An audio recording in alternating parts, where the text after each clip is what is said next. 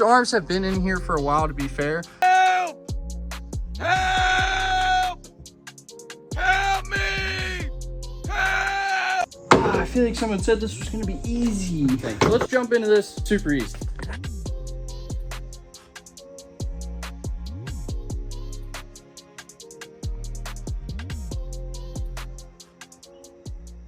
What's going on, everybody? My name is Corey, and this is my first time making a YouTube video for this channel. I don't expect this to really go anywhere or anything like that, but I really enjoy making YouTube videos, and I have the shit behind me that is broken quite a bit from drifting, so I figured we could start making some install videos on this, maybe even take you guys drifting with me sometime.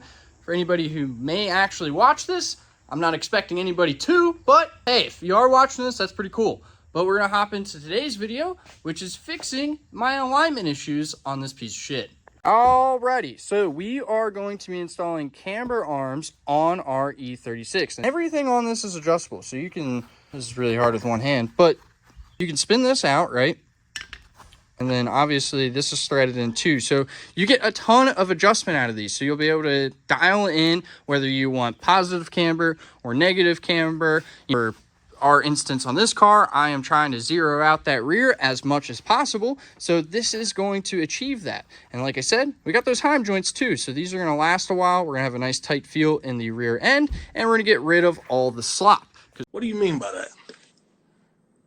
Currently, if you look in here now, which might be a little hard to see, but all those bushings in there, oh yeah, you can see them. They're all torn. And these arms have been in here for a while, to be fair. Help! Help! Help me! Help! But I guarantee you, these probably blew out in a couple of events from hard driving. The guy before me who drove this car drove it hard. I drive it hard. So this has probably been a problem for a while, to be completely honest. I've definitely been ignoring. But we're not going to do that anymore because we want actual good tire wear and we want to be able to get some grip out of this thing. So let's jump into this super easy. Why did I not take the wheel off and the car was on the ground?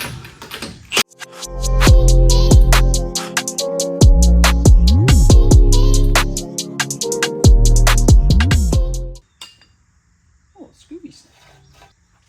All right, so we're going to start off with our passenger side here. The first thing that we need to do is take out this bolt here. You're going to need a 18mm socket and a 18mm wrench for the other side.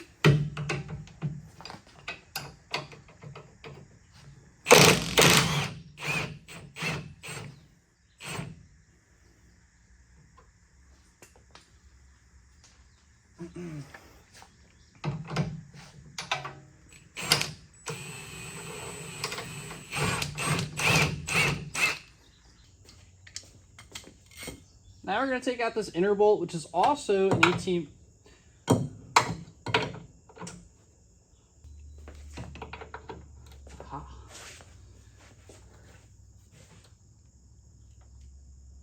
Lord have mercy. Oh. For anybody wondering why I'm not using a 1/2 inch, it's because I couldn't fit one, okay? My phone keeps running out of storage. How do I get this bolt out?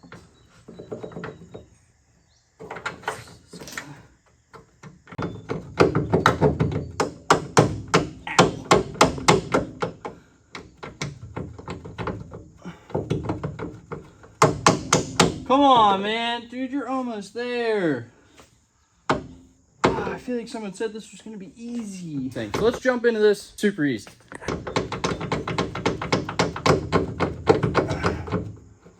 Oh. One eternity later. So after about a year later, I got the old beat arm out, and it's now time to install our new one. But before doing so, what I'm going to go ahead and do is I'm going to match up our new camber arm to the old one as much as possible. That way the alignment won't be too far off. But, you know, with changing a suspension component like this, it's always a good idea to get an alignment done.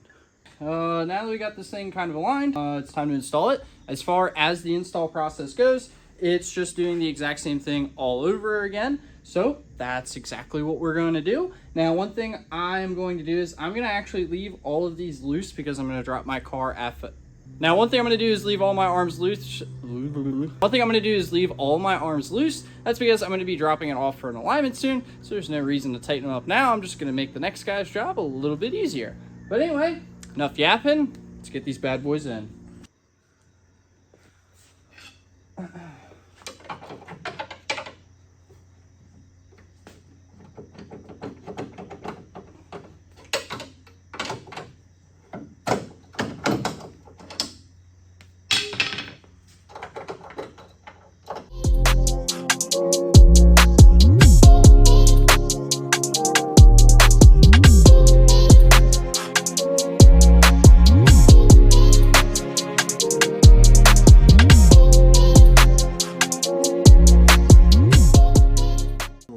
That's what this was.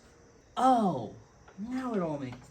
So like I said, this is my first time doing this. On the opposite side of the bolt here, there's actually going to be this threaded piece that falls out, and it's going to fall on the ground, and you're going to be like, oh, where'd that come from? And then scooch it to the side. So don't do that. This is what's going to actually, the bolt's actually going to thread into. Tech tips with Corey.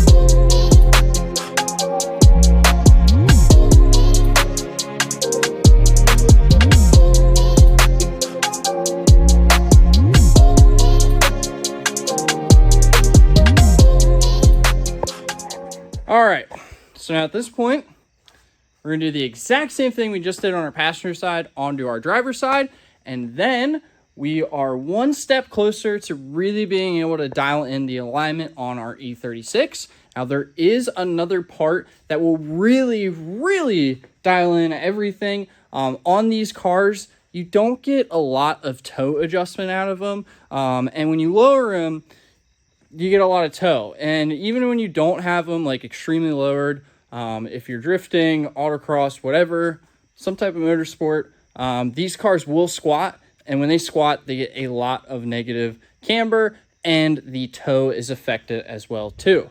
So there is a solution for that, and that is going to be these, which are called R-tab brackets. These are from CNC 71. These are going to allow us to really dial in our toe. I'm not going to go too in depth on these in this video here, because that is, I thought they were going to fall. That is going to be for our next video. We are going to install those trailing arm brackets, and we are really going to get this alignment dialed in. I'm super stoked on these arms. I'll leave a link down below in the description on these ones. These are super cheap. With these heim joints and everything, they're like 70 bucks, and I got them on eBay. And I know a lot of people who run these, and they don't have issues. So, with that being said, yeah, these are sick, 70 bucks. Really can't complain. Is there better ones out there? Sure, but 70 bucks. And we're going to have a way better alignment and a way better feel in the rear end. I think that is going to wrap things up for this video. Like I said, you're just going to repeat the exact same process on the opposite side. Super easy, just 2 bolts besides the 1 bolt.